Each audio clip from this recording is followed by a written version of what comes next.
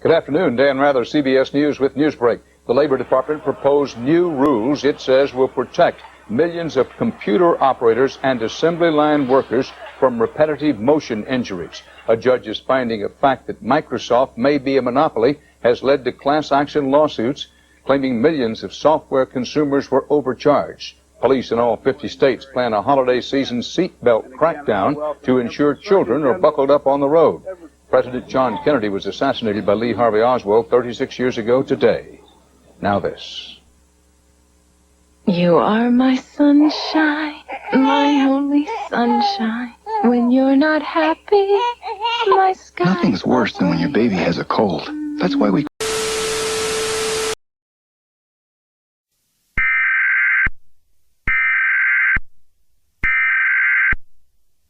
The ship from the United Kingdom carrying the thermonuclear bomb crashed near New York City, New York.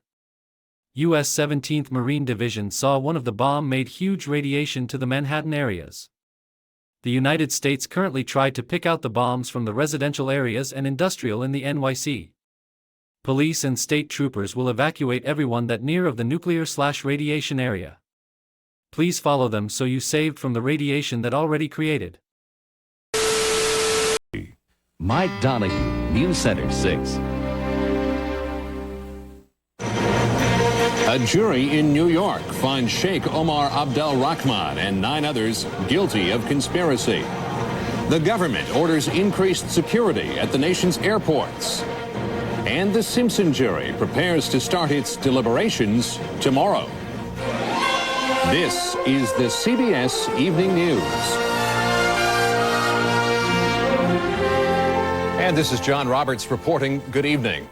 The British ship carry thermonuclear bomb crashed to the Manhattan beach, which one of the bomb exploded in the spot caused huge radiation spreads everywhere in Manhattan.